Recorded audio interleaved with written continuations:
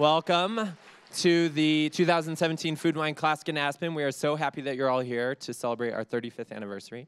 My name is Justin Chappell. I'm a deputy editor in Food and Wine's Test Kitchen. And I have the pleasure today of introducing one of the hardest working chefs, I think, that's out in the industry right now. It's a pleasure because I'm a huge fan of hers, but also because she has so much going on, and it's so exciting to see how much she grows every single year. I mean, I feel like every 2 months we're getting a press release that she's doing something new, and that's really fun for us in the industry. I mean, she is a top chef. She's a James Beard Best Chef, which is like so prestigious. She is a Food and Wine Best New Chef, right? She has 3 of the most celebrated restaurants in Chicago. If you ever get to Chicago, please go to all 3 of them. She just launched a new product line called This Little Goat, and hopefully she'll tell you a little bit more about it. So I'm going to let her come out. Let's be as loud as we possibly can so that we can, we want all those people to feel like they're in here. So let's give a warm welcome to Stephanie Izard.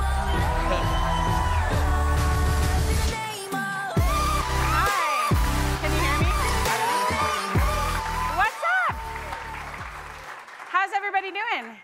Good. So during this entire demo, we need to be as loud as possible because Chris Costantino's next door, and he texted me this morning telling me how hungover he was.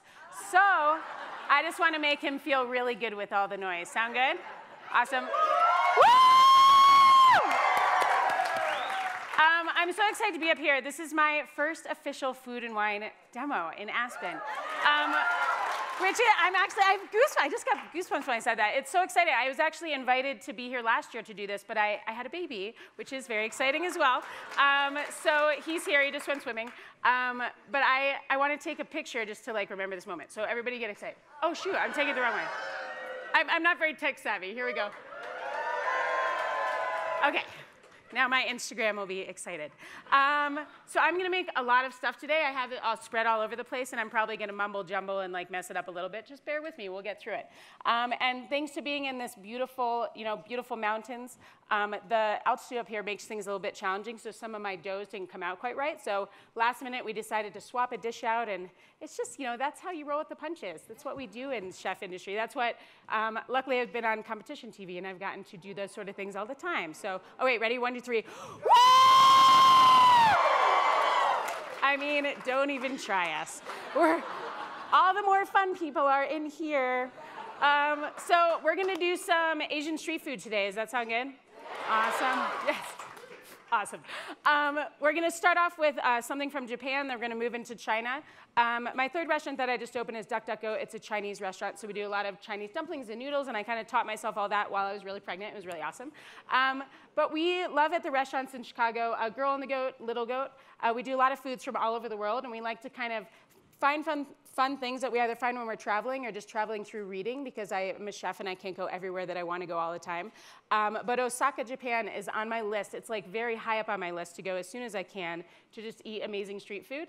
The first thing I'm going to make is called okonomiyaki. You guys, let's all say it together. 1, 2, 3. Okonomiyaki. Oh, that was good. So we actually put this on the menu at Little Goat at our diner just recently, where we have foods from all over the world. We have parathas, our Indian flatbread, on the menu. We have a Chinese sausage biscuit thing happening. But this one, when we put it on, that word is actually hard to pronounce, so you guys did really good. I can tell you've been drinking wine all day. So we just have it on the menu. It says okonomiyaki, pronounced yum. So people come in, they're like, I'd like to order the yum. And we don't put any descriptors on there because when you see all the ingredients that go into it, it's got pork belly, which is a good selling point, but it's a cabbage pancake with bonito flakes, and for having that for breakfast kind of freaks people out a little bit. When you have, it's should I get the blueberry pancakes or the cabbage pancake? I don't know. So we just called it yum, and that way people would get the cabbage pancake. So that's what we're going to make. We're going to start off making our own okonomiyaki flour. It's something that you can buy in the store already made. But we were going through so much of it, and when you're in restaurants, you need to try to save a little bit of money on different things. And we also ran out one day, and my chef de cuisine was like, you just have to figure out how to make this yourself, Stephanie. So we looked at the package and just kind of looked at the ingredients, and we were like, oh, okay. So we started playing around, and we figured out how to make it ourselves. And it's actually it gets a little fluffier, and it works a little bit better. So woohoo. saving food costs. We're going to start off, I have a little bit of flour. It's just a really fine, really soft flour, like a 00 flour would work. Or if you go to Asian markets at all, like a Korean flour, or there's a lot of flours that are just really soft. And you don't want to use, we use a lot of local flours for our bread program, you know, like nice hearty flours so you can make amazing sourdoughs and things like that. But if you use that in your Chinese and Japanese sort of dumplings and pancakes and such, it doesn't come out as nice. You want something nice and sort of smooth and silky and got it? Cool, okay. Lots of head nodding. You're like, we got this. All right, so I'm gonna go ahead and put a couple sheets of nori in the blender. So the pancake, we're gonna first put the flour in, a little bit of nori. You could buy nori powder, but we also couldn't find that very easily. So we're like, well, if we just put nori in the blender with the flour, we can probably turn it into a powder. So that's what we're gonna do. Word on the street is this KitchenAid blender has high octane power. So I feel like I can't really back up and do it at the same time. But let's see. Uh-oh. Let's see if it does it. Get it, get it. Oh, that's fun. It's fun, yet it's not grinding my nori. Almost, almost. Come on. Well, this will go down in my record books of my first Aspen Food and Wine demo. My first thing didn't work very well, but I have some nori powder on stage for just in case. So pretend that while you were watching that, the nori powder got ground up real good. Oh, should I do the plunger? You guys, that's all right. We'll just dump it out and do the nori powder. I'm making a mess already, but this is what happens to me. It's just how it rolls. Shh, you didn't see that. Let's do another cheers while I'm doing this, just to make me feel good, because I'm, yes, okay, cool. Okay. So that didn't happen. But now we get to see that that blender is pretty badass and looks really awesome with the flour going in it, so woohoo. And look at what I have here is some nori powder. I tend to always just take the harder way to do things. I could have just done this in the first place. Look at that. All right. And I'm dumping in some sweet potato starch. So something that I learned when we were getting ready to open Duck Duck Goat was just all the starches that exist in the world. I think then I probably knew there was sweet potato starch, but we always just used cornstarch and maybe, but not as many different. I didn't realize there was green bean starch and sweet potato starch and tapioca starch and so many different starches. And when we go to the market, there's a whole wall of them. So we decided to play around with a bunch of them and see sort of what worked best in this. And the sweet potato starch definitely works best. Then I'm going to add in a couple tablespoons of baking powder, which seems like a lot, but it's going to make our pancake nice and fluffy. Oh, you can see my hand. Okay, and then a little bit of guar gum. It's like I'm like a kid in a candy store. Like, how exciting! Oh my God, there's a camera. So we're gonna mix this up, and that's our flour base. So now we have this, and then we're gonna start making our actual pancake batter. Guar gum is something that I don't use all that often. There's a lot of chemicals and different things that you can use in cooking that do these really cool things. Richard Blaze is much better with those kind of things than I am. I'm kind of like just scared and don't know that much about it. So, but guar gum in this actually just makes it have better structure and kind of come together a little better. You can make it without it if you don't have any at home. Does everybody have guar gum in their cabinet at home? I don't either. So if you don't, it's okay. It still works. It just comes out a little better with it. So we're going to start out with 2 cups of this flour. I mean, let's just not tell other people what a mess I made and just make me feel better after and be like, that was great, Stephanie, you didn't make a mess at all. Okay, 2 cups of our flour. If I had tried harder, I could have made the recipes match each other so that it was the right amount of flour in the bowl. But why bother with that? Make it harder. We're gonna put 4 eggs. Gonna put a little bit of salt and 1.5 cups of water. And we're just gonna mix this up, and this is gonna be our basic pancake batter. So you could, if you wanted to, if you go to the market, you could just get the okonomiyaki flour, and it gives you directions on the back how many eggs to put in, how much water to put in, and then we're gonna, of course, put the cabbage, because it's a cabbage pancake. There we go. All right, I've got 3 cups of cabbage over here. So this is, like I was saying, it's a street food that you would find in Osaka. And I was doing this demo recently, and my friend Steve Dolinsky, which I don't know if he's in here right now, but I ran into him last night, Steve Dolinsky from ABC in Chicago. He was telling me that the beginning of the word it's okonomiyaki, but the beginning of it means that you can put anything in it. So if you're in Japan, and I've not been there before, so I apologize to anybody that's been there, and I'm totally botching all of this, but the pancake can have a lot of different garnishes in it. So we're gonna do it with pork belly on top, but it could have a lot of other fun things as well, kind of just whatever you're in the mood for. So we got that. We're gonna go ahead and put in a few cups of cabbage, already shredded, and this is some Napa cabbage. You could just use green cabbage, whatever you have around. Mix that in real good. You guys got real quiet, and it's making me uncomfortable. Thank you. There we go. There we go. There we go. Okay, mixing that up. I'm going to start the pancake, and then we're going to do fun thing. We're going to make some tempura batter, which involves drinking beer, so that will be good. I've just been waiting for that part. I was like, should I have done that part first? I feel like I should have done that part first. So I'm going to put a little bit of oil, get my pan on medium, and I'm going to also get a couple of eggs going that we're going to put on top. At the restaurant, we poach the eggs. I don't know why I'm not poaching them today. I'm just going to do some sunny sides because I like sunny side eggs. So we'll put a couple in there with some butter because I like butter. And then we're just going to scoop a little of our pancake batter in there once it gets a little bit warmer. But you can see, I don't know if you guys can really tell the texture from just looking at it, but it's kind of got a goopiness to it. That's from the guar gum being in there. That's kind of giving it that structure and giving it that little bit of a goopiness is not the word you really want when describing food, but in this case, it's perfect. There we go. Put that in there. My pan's really not that hot yet, but again, we'll just pretend that it is. I'm sure it will be fine. You'd want your pan to get a little bit hotter before. I'm being a little bit impatient with my pan.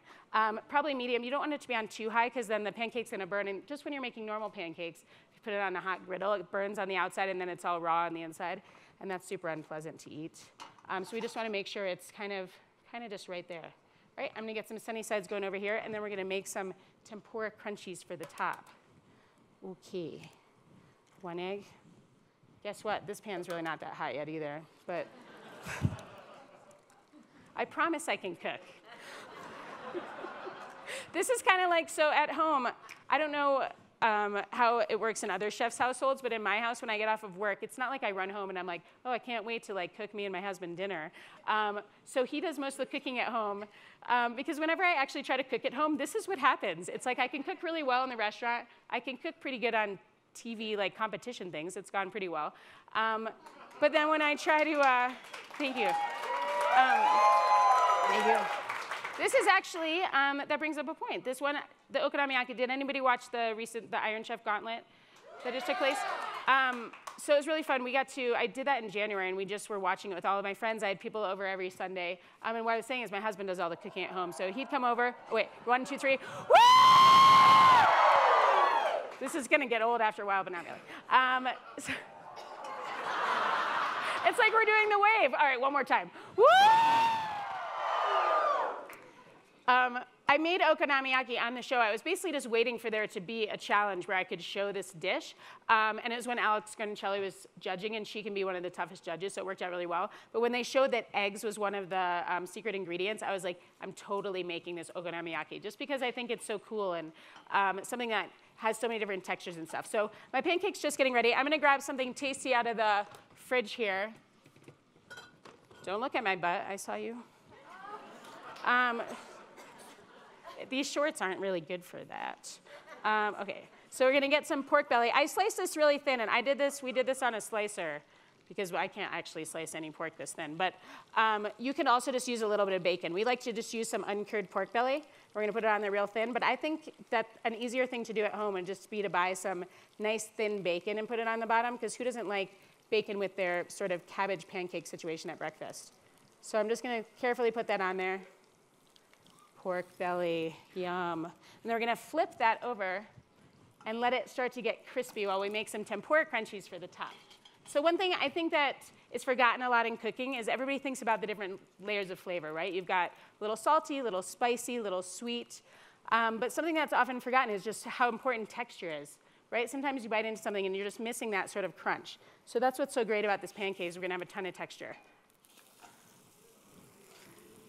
Oh, cool. If you could hear inside of my mind was thinking, please work, please work, please work. I feel like that's what all chefs are thinking when they do demos. They just don't share it with you, but I'm telling you, that's what's happening. So we've got our sunny side eggs. Those are looking good with lots of butter. We've got our pancake going. We're going to make a little bit of tempura crunchies, we call them. So this is something else. We actually had a gentleman who has a sort of fine foods company, a Japanese foods company, and came into the restaurant and wanted to sell us the okonomiyaki flour. We were like, well, we figured it out. We make it ourselves. And he wanted to sell us these tempura crunchies. And I was like, that's really cool that you make those for people, because it is something if you don't want to heat up oil. But it's also something really easy to make for yourself. And it means you get to drink beer. So when you're cooking with wine, cooking with beer, it's so important to always cook with something that's good enough to drink, right? So if you're making a red wine sauce, you're not going to cook with don't cook with something out of a box, right? You want to cook with something delicious, something like what you're tasting this weekend. So you can use a little in your sauce, use a little for yourself. So you just want to like use a little and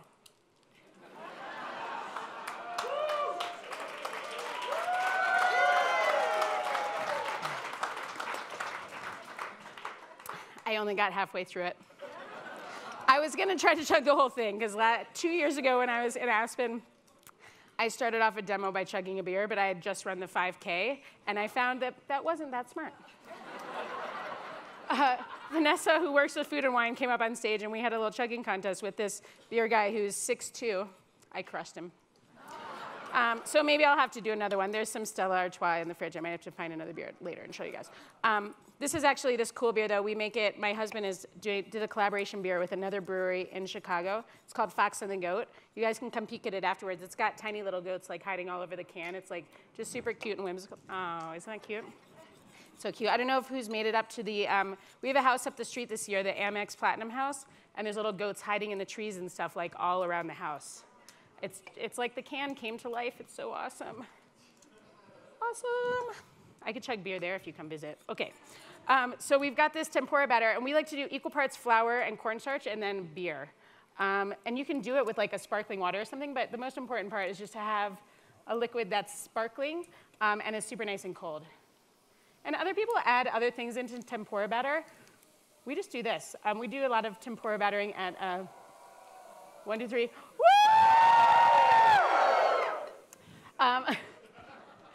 It is kind of fun, actually. And Chris is, I don't even know if he realizes that's what's happening, probably because his head's hurting him so much. He was like texting me while I was sound asleep last night. I'm like, I'm sound asleep. Too much information. Okay. So we've got our, do you guys see that crispy pork belly now?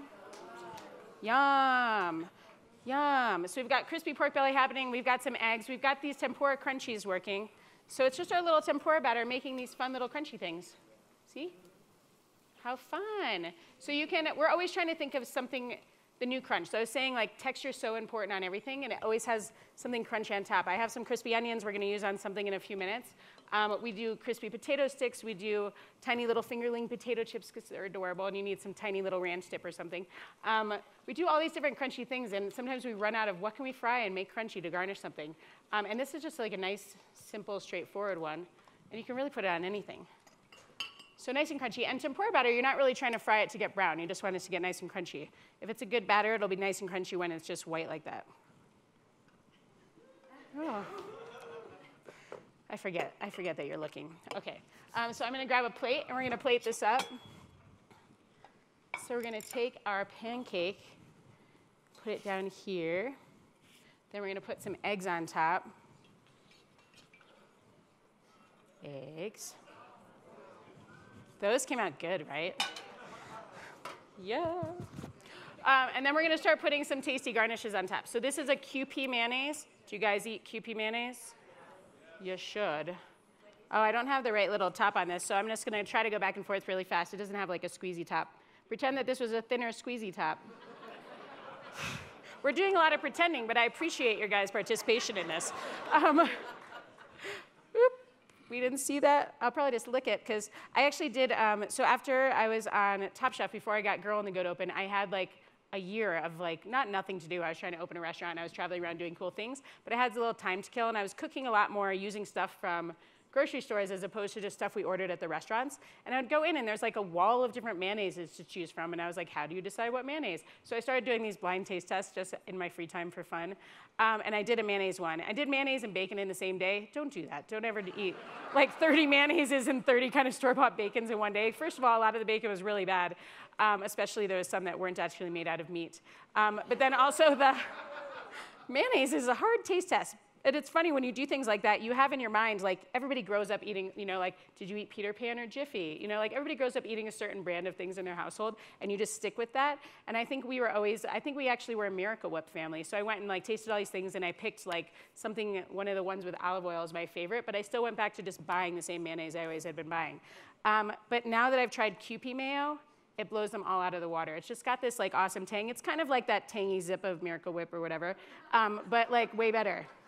And so this that I'm putting on, this is actually the sauce line that we just launched that was mentioned before. So this is this little goat went to Tokyo. That's like a little picture. Just kidding. So the sauce line is called This Little Goat, and This Little Goat travels all over the world like we like to do through our menus. So there's This Little Goat went to Tokyo, which is inspired by when you go out for sushi and you get that awesome unagi, and there's that awesome sweet glaze over the top. This is inspired by that. He's like, yeah. Here, this is yours. Yeah, come and get it. Yeah, right now. Just because you made a good face. Thank you. So there's all different sauces and spices that come from all over the world. And we have a website where there's like 100 recipes for each, so you can see how you can use them for all different things. So even though this is usually over sushi, it's great over, I mean, anything. And salmon season is right now. Put it over some grilled salmon with some rice or something, or whatever you want. You put it on whatever you want to. And send me an email and tell me what you made. Then we're going to put on a little bit of, he's like, yeah, I just wanted the sauce. We're going to put on some bonito flakes. And look, and they dance. And then we're going to put on our crunchy tempura. And then we're going to put on some scallions. And then we're going to eat it and drink beer. Yum. Oh. I've got chopsticks. Cool. So recipe 1, how do we think? Good? All right. Now we move over into kitchen number 2. Well, we will move on to, we're going to do some noodles. That sound like fun? It does. It does sound like fun. When I was getting ready to open Duck Duck Goat, we decided, when we first were getting ready to open, we had done a dinner at Little Goat. We have this little private dining room upstairs. I know there's a couple of my girlfriends from Chicago in town, in the house right now. Is there anybody else from Chicago? Oh. That's why you're all here, because you're like from my hometown. Well, thank you, and Chicago's the best, so awesome. But if anybody's been to Little Goat, we have a little private dining room upstairs, and we sometimes do these things called Sunday suppers, where we'll pick a country, and we get there. I'm kind of a procrastinator, which you might notice by how I was like up here setting up stuff for like right last minute. But we'd get there at 6 a.m. on like Sunday morning when we sold the tickets, you know, like week before, and we're like, let's figure out this menu, let's learn how to make food from this country, and let's serve it. And so what we did, I'm just being honest here. I told you, not everybody's just telling you the truth. So we get there. So when we did Chinese, I got there that morning, and we were like, all right, what are some things that we just love from Chinese takeout? Some simple things like cashew chicken, fried rice. You got to do fried rice. Everybody loves fried rice. And I decided to challenge myself, trying to make a couple dumplings. I made my own pot sticker wrappers that day, which I've since learned that I was making completely wrong. I made this other dough that I'm going to show you guys that I thought was for hargao. I thought it was for shumai, and I made all these little things that look like cute little shumai. I was so proud of myself. I took pictures, and then like a few hours later, when I went to pull them out and use them, they'd all crumbled because I didn't understand the dough because I got there at 6 a.m. and tried to teach myself Chinese food. So when opening Duck Duck Goat, decided to take my time a little bit more and really try to dig in. And there's no way to learn a whole culture of food in like a year. I basically went to my partners like, I want to open a Chinese restaurant. They're like, okay, let's do it. And then we decided to travel to China. We went to China for 2 weeks, Beijing, Shanghai, Hangzhou, and then we went back for 2 weeks to Taiwan. Have you guys been to China before? Wow, well-traveled group. I'm impressed. Lots of great eating in China. It's amazing. And Taiwan, I think, is like, you get like all this amazing food on this beautiful island. And we went like clam digging, and we just had an awesome time. But back to the moral of the story is I was trying to learn how to make Chinese food so that we could not just do that one day where we kind of pulled stuff that we might, when we did our original menu, it was all stuff you get from Chinese takeout, you know, things that we maybe grew up eating. But I wanted to learn more about real Chinese food and like where things really originate from and all the different, you know, cuisines. But going for a month is not, it's like I went to the United States for a month and I mastered US food. I mean, it's just not gonna happen. So it's an ongoing process. But in the year building up to opening, while I was like this, I was teaching myself how to make different noodles and dumplings, and these are a couple of the things we figured out. And it was more, we watched a lot of videos. Some of them were in English, some were not, and I had some people translate for me. I'm like, what is that white powder he just put in? Is that starch? Is that baking powder? Like, is that flour? I couldn't really follow what was happening. But you could see a lot of technique, and when you're watching it in a video, you can pause and really learn how. I was trying to figure out how to master soup dumplings and watching it in a video. So I could pause it and see like just how the motion worked for it. So I joke that I basically opened a Chinese restaurant by watching YouTube. So thanks for technology. Here's some things I learned on YouTube and through my travels in China. This is going to be, we call them just slap noodles, and I'm sure there's like a real word for this, but I would pronounce it wrong, and we just call them slap noodles because guess what? We're going to slap them, and that's how we're going to make them into noodles. So this is actually the dough, and we've been having a lot of challenges with dough up here, and it's funny, when we decided to do a house up here with American Express. We do a lot of sandwiches, and we have these sort of après tastings where you can come to the house and just eat when you're hungry after drinking all day in the tents. But we realized we wouldn't be able to bake our breads here because we don't know how to bake in high altitude. But I didn't think it would affect our noodle dough that much, but I think it's more so the air being really dry. I was going to try to call Alton Brown today and be like, my dough's not working. Can you please explain the science behind this for me? Because he seems to know everything about everything. But everything was coming out a little drier, so we ended up having to adjust our recipes and add a little bit more water and things like that. So I'll have these recipes up on my website after this weekend. But if you do try to make it, depending upon where you live, if you live in Chicago, the recipes should work really well because, hey, we all live in Chicago. 1, 2, 3. Woo! But if you don't live in Chicago and you live somewhere dry like here or maybe Arizona or something, you might have to adjust the recipes a little bit. So it's more about finding the texture. So this is the dough.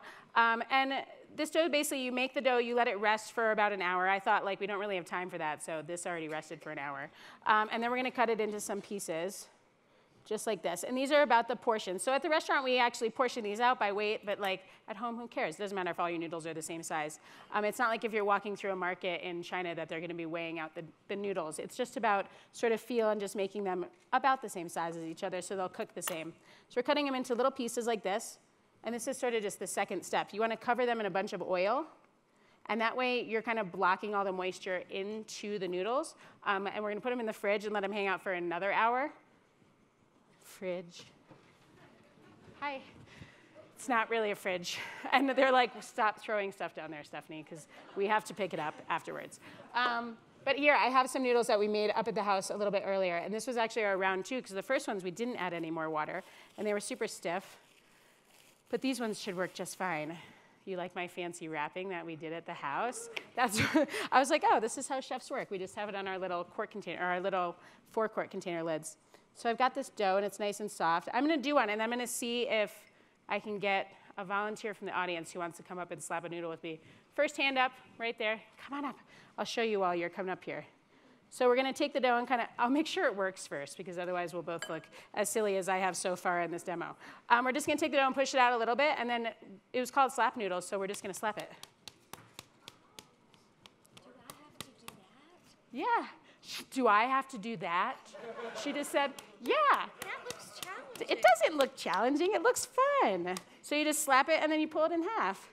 And then you got a noodles. Cool, right? Noodle. You can do that. I was just going to eat. What? Okay. What's your name? Jerry. Jerry, where are you from? Houston. Jerry from Houston is going to try this. Here, I'll push it out for you a little bit, and then you're just going to pull it and slap it at the same time. I feel like I should back up. Jerry from Houston looks in. There, slap it, slap it, slap it, slap it.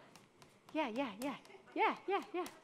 Oh, it looks so, the video of this is so good. You said it, yeah! That's great. Okay. That's great. Now just pull it in half in the middle, and then you got 2 noodles. It's like you get 2 for the price of 1 by just pulling it in half. Almost. Oh. That's okay.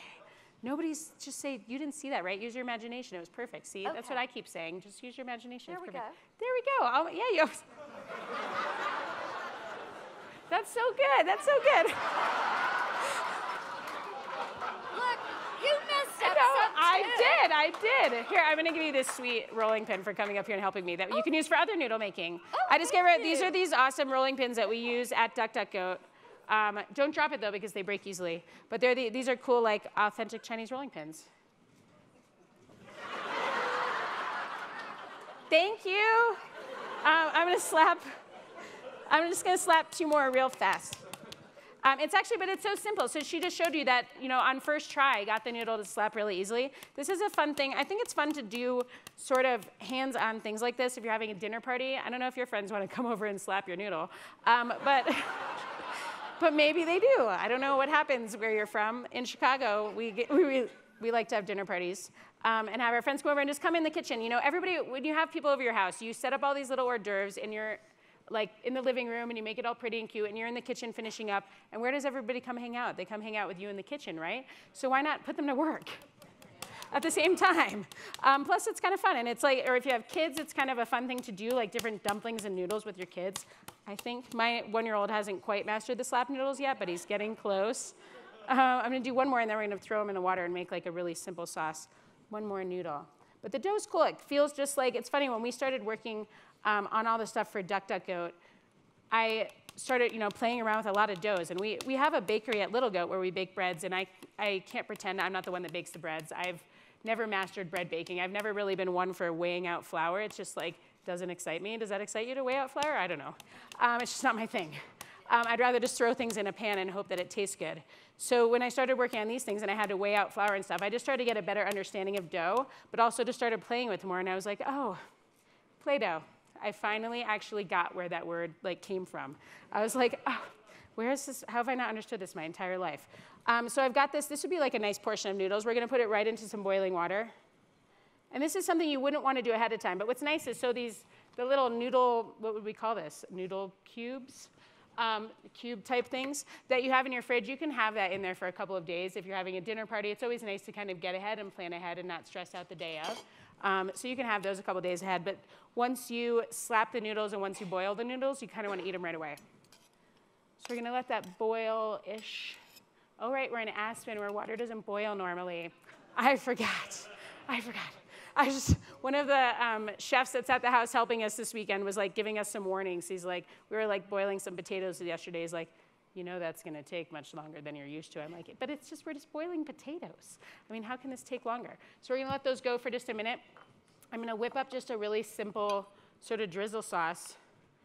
This is it looks like it's wine, right? Which would be way more exciting. But this is black vinegar. And if you don't have any black vinegar around, you can, I'm going to do about a third. I'm reading a recipe up here. I'm like, a third of a cup. Well, there we go. Close enough. We're going to use this awesome soy sauce that I just got in the back from a gentleman that owns chefshop.com. I said I would say that because this is delicious, like 1-year-old aged soy sauce.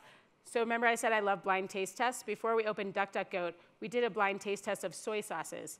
We had 10 gallons of water next to us at the same time. It makes you very thirsty to do that.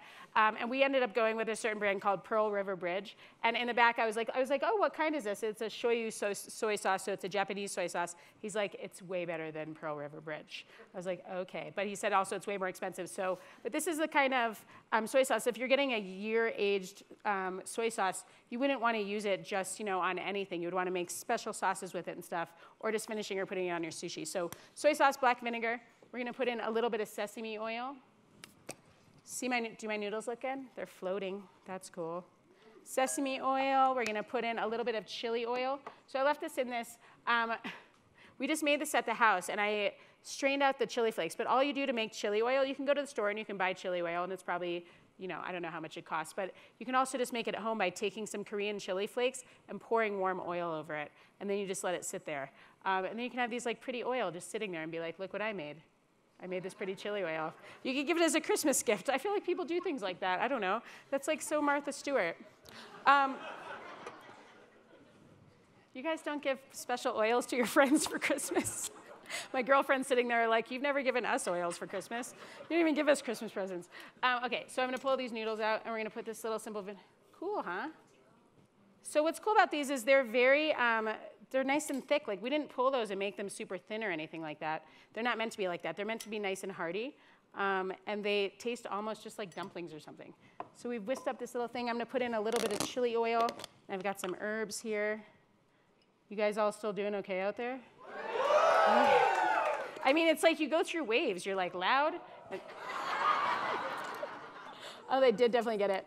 Chris is actually making a seafood tower over there, and he has 100 or a pound of caviar that I saw backstage. I was like, what is up with you? Totally just got that so you could take it and eat it afterwards. He's like, yeah, I've done this before. Yeah, I totally get it. I totally get what you're supposed to do. So I just grabbed some basil and mint that I've got over here. I'm just going to drizzle on a little bit of this simple. I'm going to get a really small spoon and drizzle on a little bit of this vinaigrette. I told you it's my first Aspen demo. Don't make fun of me. A little bit of herbs, and then just some crispy onions because we need some texture. And we've got this really simple noodle dish. You don't need to go crazy. When you've got great noodles, they're going to taste almost like you're just dipping a dumpling into that tasty dipping sauce, but with some crunchy and herbs on top. Awesome. There we go. Cool? All right. Now we're going to should we make one more kind of noodle? Do we think? Okay, yeah, let's do it. One more sip of beer. Oh, this is still sitting here. I should have somebody eat that. So this, oh, now she's like, well, I would have come up and eat the okonomiyaki. Well, you get first dibs. So the last thing we're gonna make is a silver needle noodle. I can't even say it once. Let's all try to say that one together. Silver needle noodle. If you try to say it 3 or 4 times fast, it's very challenging. It's a good tongue twister. Silver needle noodles. These are kind of cool. I just want to show you guys this dough because it's different. And it's just has this like cool, you have to use boiling water to make it work, but it's a very simple dough that you definitely could make at home. Again, when your friends are coming over, you're like, hey, want to come make some silver needle noodles with me? And they're like, totally. I mean, I don't know if my friends would come over to make silver needle noodles, I think. I don't know. And again, my friends are like, you never invite us over to make silver needle noodles. What are you talking about? We're going to put just a little drizzle of rice bran oil in here.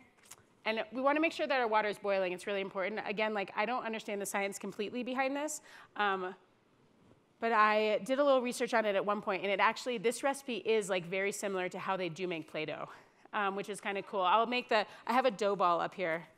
Does anybody want to play with this dough ball? And you can tell everybody what I'm talking about, because it's kind of cool. Who wants a piece of dough ball? You want a piece of dough ball? Oh, here you go. But just feel it, and just like so that they can believe me that it feels just like Play-Doh. There you go.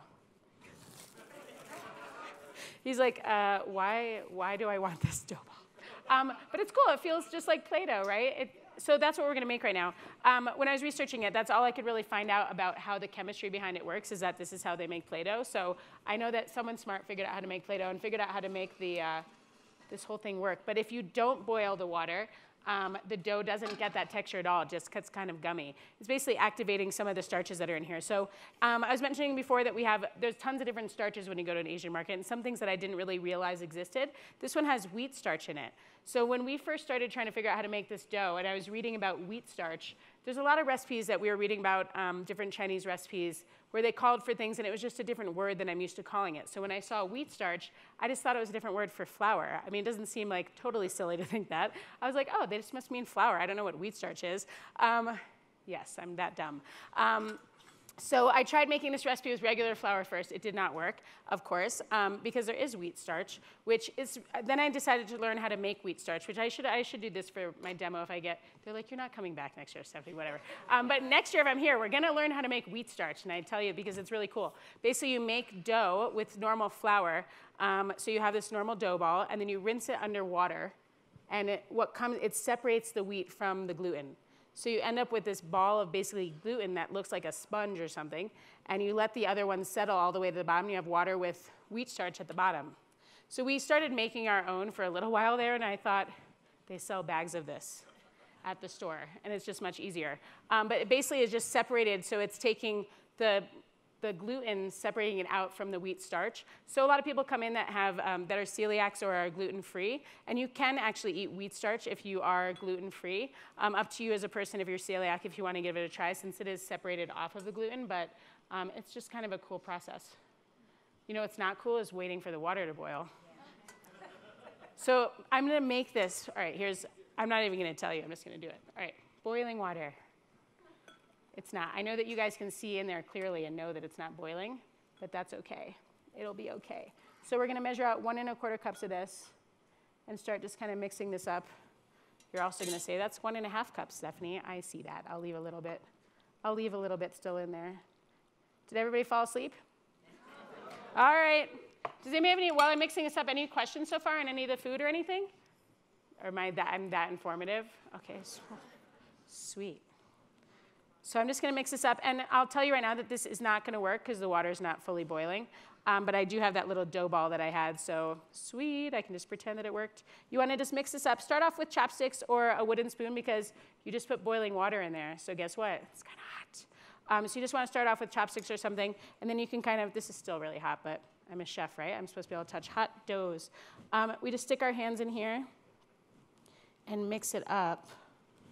There we go. And you just kind of want to mix it or keep kneading it. This feels like burning, but that's cool. It's for you guys. And I just drank a beer, so it doesn't bother me at all. So we're just kind of going to mush it up. And while you're kind of mushing it up like this. There was little sort of bits of the wheat starch that weren't that fine, but instead of having to sift that before you use it, you just are gonna knead this until it gets a little bit cooler, and then it gets nice and smooth. So we got this, we got this. I'm gonna pull this out because I'm gonna put my little cool steamer basket on here. Cool steamer basket. So you just keep going until it's basically by the time it gets cool, then all of the bumps are usually gone. You wanna make sure you wrap it up until you use it because it can dry out really quickly, especially in Aspen. So we've got this little piece that we made earlier of our little Play-Doh. Feels like Play-Doh, right? See, affirmation. And we're just gonna roll it out. It almost looks like I'm making gnocchi. And then I'm just gonna break it into little pieces and turn it into silver needle noodles. So one way you can do it is just taking this, and this is a little big. Take this and put it in between your hands. And it's gonna turn into a little silver needle noodle, see? Cool, huh? Ah, yeah.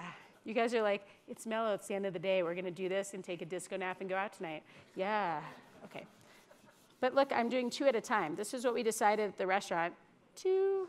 I actually decided to make these, that when we first figured out how to make them, we were doing a different food and wine festival. And I think we needed 1,000 portions. And I was like, we're gonna make those cool silver needle noodles to showcase that we're opening Duck Duck Goat. I was like, I can make a couple thousand noodles, like no problem. So while my other friends, like Jamie Bissonette, who was in the room, I'm not sure if he's still in here, were out at the beach and hanging out in South Beach, I was in there making thousands of silver needle noodles all day. But they're kind of cool. So we decided to start making 2 at a time instead of 1 at a time. So we've got these noodles. You put them into your steamer basket. That was sweet how they magically appeared there, wasn't it?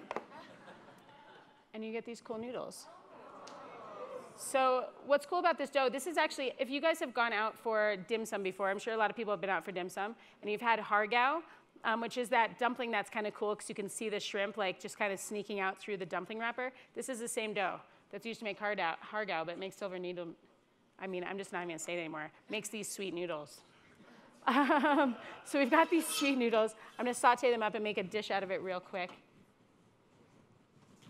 Here we go. You know what's gonna happen is my pan, it's probably just, it's not gonna be hot yet because that's just what's happening for me. I brought and have some shrimp that I wanna saute real quick, so I should probably wait till it gets hot. We did this cool event at the house last night with a company that my friend started called Sea to Table. Are you guys seafood lovers? Yeah. Oh, he's making a seafood tower. Well, let's cheer him. Woo! Maybe he'll bring us some of that caviar. We ran in.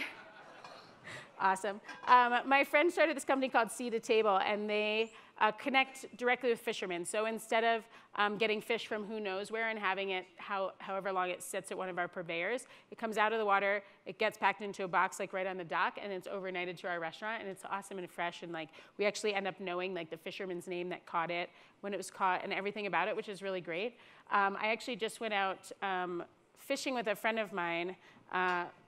I'm just going to talk while this is trying to get hot. That's what I'm doing here. I'm filling time. But I just went on this fishing trip the other day with my friend Kevin Willman. He's an awesome chef. He was one of the Food and Wine Best New Chefs with me, like 20 years ago when we got that, however long ago it was, I think 9 years ago. And he goes out fishing all the time, but we went out on a boat and we caught like 9 or 10 yellowfin tuna. We caught some groupers. We caught some snappers. It was just an amazing trip, and I've never had a successful deep sea fishing adventure like that before. And when I got back to my restaurant, it just reminded me how awesome it is to have such fresh fish. So I kind of reconnected with my friend Sean that opened Sea to Table. And now we're using them again in the restaurants where we're getting this awesome like yellowfin tuna that's just overnighted to us. And I know that it's sustainably caught and just the fishermen are awesome and it's not, I don't know, you just kind of feel better about it. So we've got this pan nice and hot. I'm gonna put a few shrimp in there. Little tongs. We're just gonna cook something with our silver needle noodles. So these noodles, just like the other ones, they're just kind of cool textured and great on their own, so you don't really have to do all that much. These are just some beautiful Gulf shrimp. We've left the tail on. Can you see it past there? Yes. I don't know. I'm gonna throw some butter in, even though it's not doesn't normally go with Chinese noodles, I would say. We use a little bit of butter at our restaurants because butter makes everything taste better. I've just decided. So we're gonna saute our shrimp. Then I'm gonna put in a little bit of burdock. I don't have a whole burdock to show you guys because I brought this from Chicago, but burdock is basically this long tree branch looking thing, and you shave it off and cook it in a little bit of soy with a little bit of mirin, and you get this really awesome tasting sort of root vegetable that we're going to throw in here. Yum. Yum, yum. And then we're going to throw in our noodles. There we go. And it's just like a simple little stir fry. But I had some of the burdock liquid that I thought I brought with me from the Amex house. Woo! When I do it by myself, it doesn't have the same thing to it at all. I sound kind of wussy. I thought I brought some of the liquid from the house that I was going to add in here to make a quick pan sauce, and it turns out that it was sesame oil because so many different things look exactly the same. So I'm just going to throw a little of this in here as well just to give a little bit of liquid. Make a little sauce with the butter. Sometimes you just got to improvise. It's our moral of the story today. Butter. We like to put butter in our fried rice. We like to put butter in our noodles. Obviously, if you don't like butter, well, I'm sorry. But you don't have to put it in there. You're missing out. My mom said that my mom was a great cook. So chefs, I think, either cook because their mom was a terrible cook and they had to fend for themselves, or their mom was an amazing cook and they learned from their mom. And I was very fortunate to be from the second group. My mom was an amazing cook and was cooking all the time. And I grew up, we would go to the store every Sunday together, my sister and my mom and I, and we would plan out the whole menu for the week. So you could look on the fridge and it's like Monday night's tempura night, and Tuesday night we're having roast beef and Yorkshire pudding, and Wednesday night we're doing fried rice or whatever it is. We'd have food from all over the world and just post a menu on our fridge, and our friends could come over and see what night they wanted to come over. My friend Sue came over for roast beef and Yorkshire pudding every time, and my dad's like, she always has 3 helpings and eats all my roast beef and Yorkshire pudding. I'm like, chill out, Dad. She's allowed. So here we go. Silver needle noodles, some burdock, some butter, and some shrimp. I always put some herbs. I lost my herbs. There we go. So simple. Is everybody going to run home and make silver needle noodles at home? They're really easy, right? You just need to get these, which is awesome and useful for so many things. And if you make this dough, you roll it thin, put a little bit of shrimp filling inside. That's how you make hargao, so you can impress your friends with all of these fun new tricks. Cool. Thank you, everybody, so much. Enjoy the rest of your weekend in Aspen, and yeah, have so much fun.